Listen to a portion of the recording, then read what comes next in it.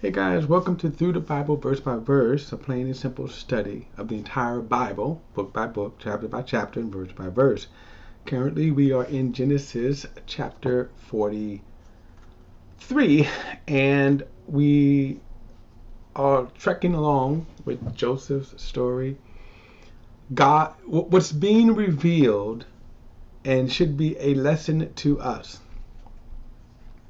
We don't always know God's plans. Now, the scriptures is giving us a behind-the-scenes look, revelation. But we, of course, in the everyday course of life, we don't always have that. In fact, probably most of the time we don't have that. We don't know what God is working behind the scenes.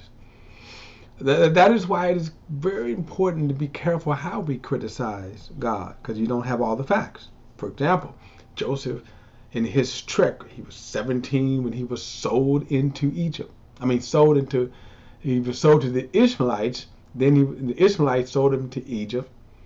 He was a slave in Egypt, then became, a prisoner, and then he became ruler of Egypt. Ironically, that great tie between Egypt and Israel. But I digress. The point is that we don't always know. Now, in this specific case, God had a very specific plan.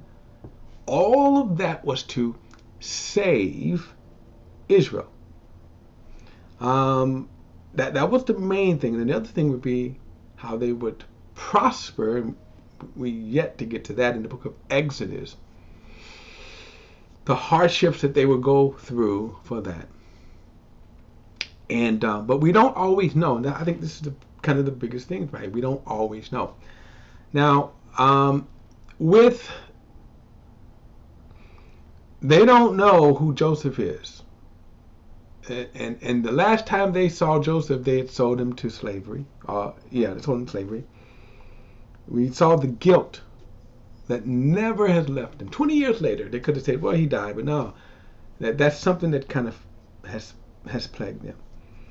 Now, on the other hand, they don't know that God, despite their evil, did this for their good.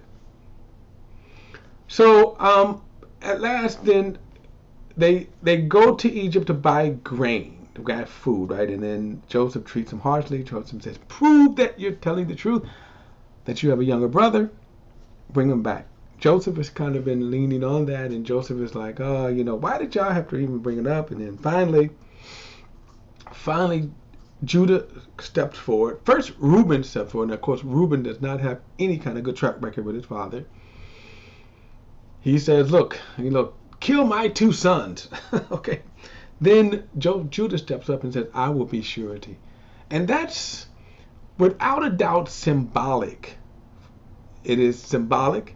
It is also symbolic foreshadowing, since Jesus would come from the direct line of Judah, when Judah says, I will be surety for your son. That touches Joseph's heart, and he says, okay, well, it is what it is. Go back and get it. If I'm deprived, I'm deprived. That's where we're going to pick it up at. All right, so now this is let's see, where am I at here? This is we're in 43. We're going to pick it up at verse 15. As Joseph has finally said, hey, yes, go back and we got to do what we have to do. He's come to terms with that. One other thing about this too is that I don't have a clear-cut answer, and I don't want to be prideful in saying that I would have thought this, right? Because we don't. But remember, Joseph has very specific promises from God that he's not coming to terms with, or he knows it, but it's just like, I think the reality day by day hasn't set in. But anyway, so verse 15, so now they're going back. Now, there was also something that, Joseph is really testing them. And so he puts Simeon in jail. And by the way, Simeon has been in jail all this time. So I don't know, a week, days, a week. Judah had said to Jacob, had you not lingered or been stubborn, he said, we could have been back twice. So meanwhile, Simeon has been sitting in jail. Joseph loads their sacks with grain, and they're freaking out over there because we don't know how this is going to go. And they still have yet one more test that's going to rock their world. All right, so verse 15 says, the men took this gift, double amount of money, and Benjamin, and they made their way down to Egypt and stood before Joseph. Now, this doubling of money, by the way, kind of proves to Joseph that they had changed. Right? They're kind of showing him they've kind of changed. So, verse 16, when Joseph saw Benjamin with him, he said to his steward, take them into my house, slaughter an animal and prepare it, for they will eat with me at noon. The men did as Joseph had said and brought them into Joseph's house, but the men were afraid because they were taken to Joseph's house. They said, we have been brought here because of the money that was returned in our bags.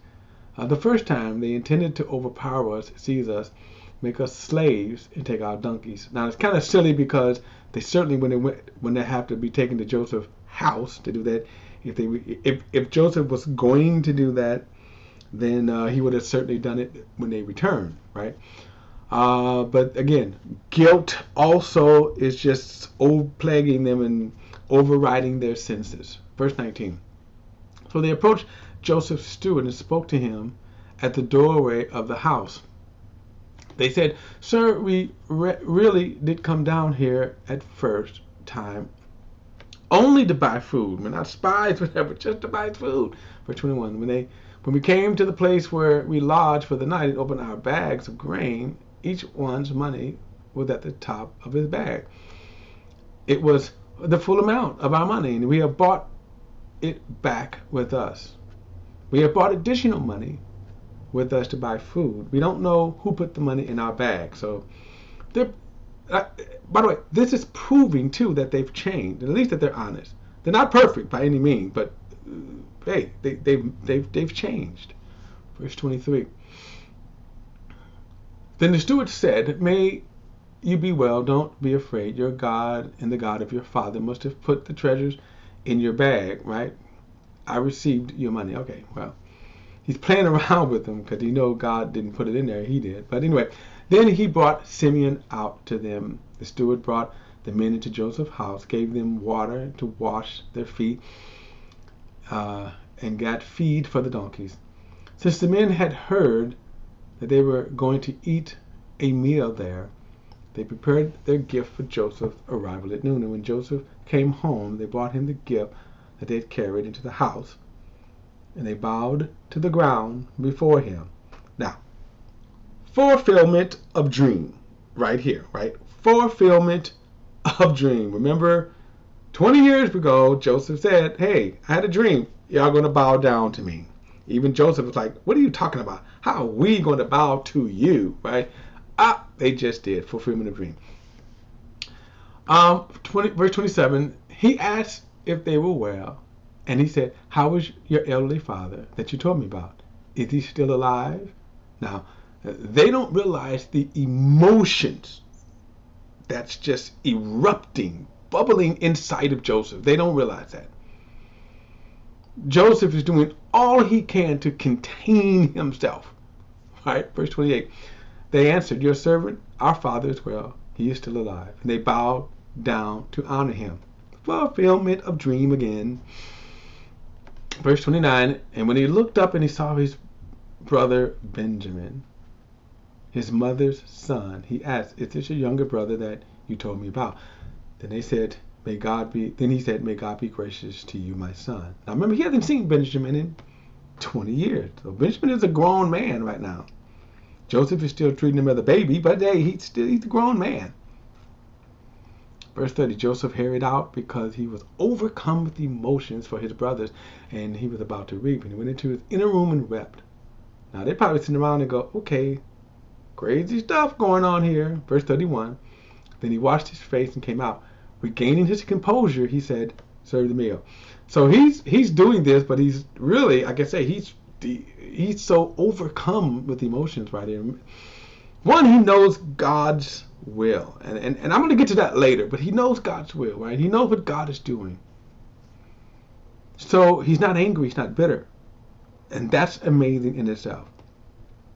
And he's not even with this attitude that, yeah, I told y'all I was going to be, you were going to bow to me.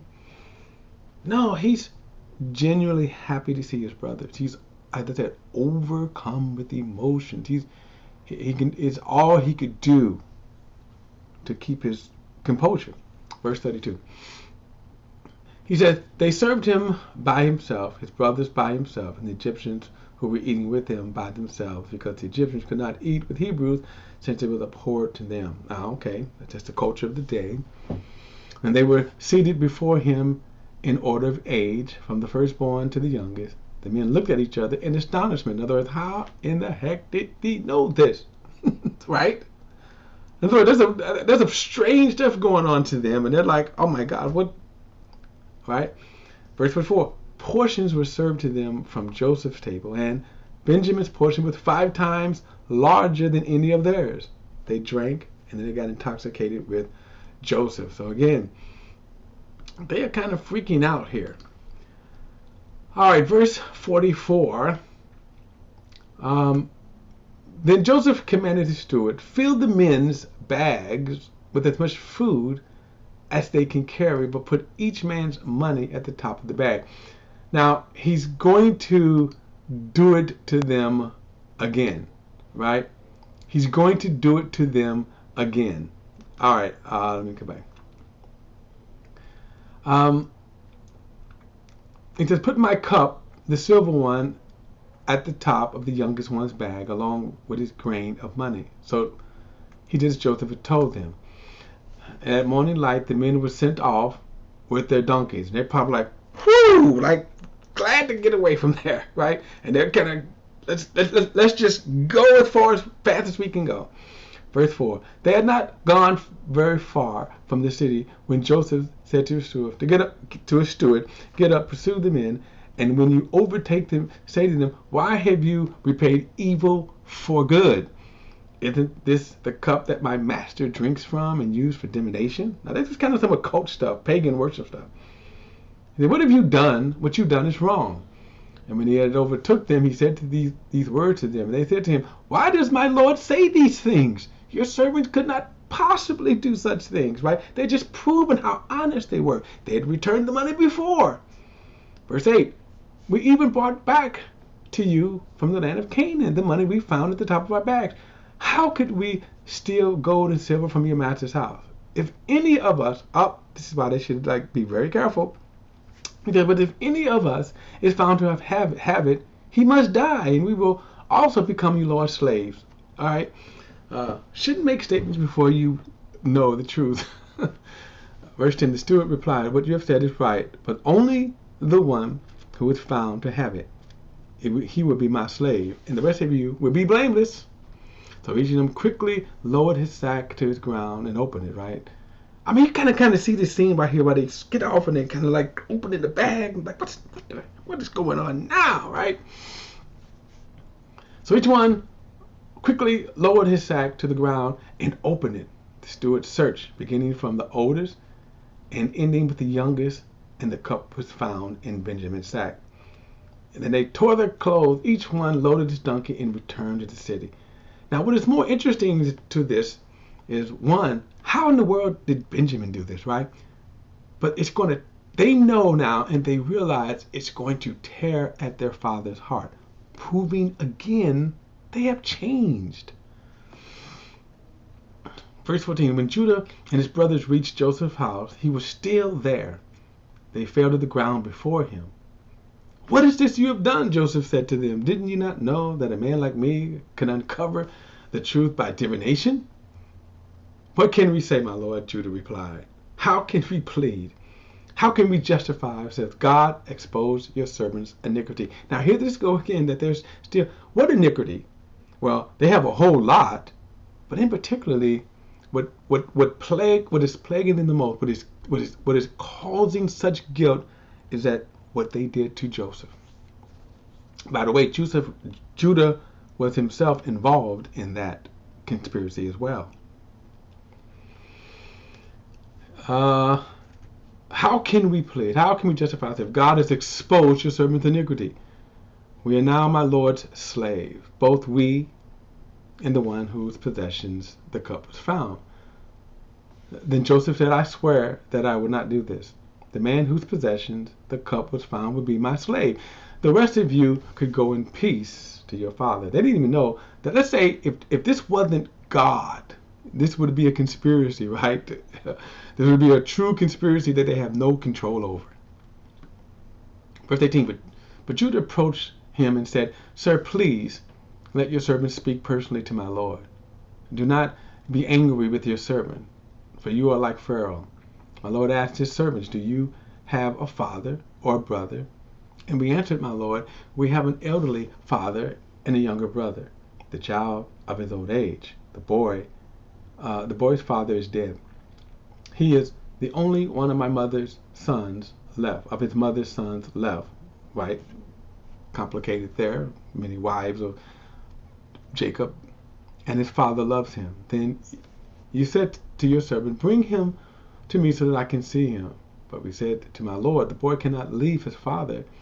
If he were to leave, his father would die. Then you said to your servant, if your younger brother does not come down with you, you will not see me again. This is what happened when we went back to your servant's father. We reported your words to him. But our father said, go again and buy us some food. We told him we cannot go down unless your younger brother goes with us. So if your younger brother isn't with us, we cannot save the man. Your servant, my father said to us, you know that my wife bore me 2 sons. My wife bore me 2 sons. Now he's not even referring to their mother. Complicated again. 28. One left, and I said that he must have been torn to pieces, and I have never seen him again. If you take also this one from me, anything happens to him, you will bring my gray hairs down to Sheol, or the grave, in sorrow. So if I come to your servant, my father, and the boy is not with us, his life is wrapped up in the boy's life. When he sees that the boy is not with us, he would die.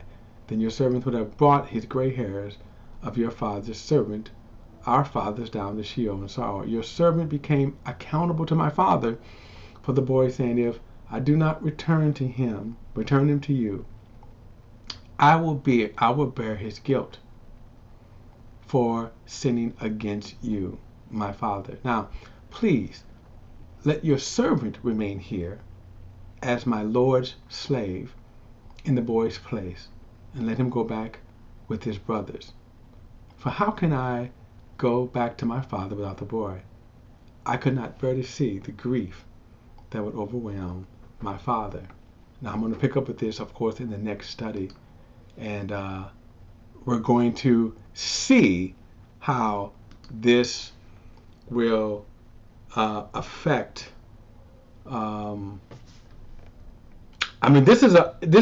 It's a powerful scene because it's, again, a foreshadowing. Judah of Jesus bearing our sins, right? Now, if you think about this, though, just one kind of quick thing. If it was true that Benjamin did sin, would it be right for Judah to stand up and to take his place? I say this because should not Benjamin had been held accountable? Now, we know it's not true because Joseph set it up. And I don't even know if Joseph himself was even ready for Judah to come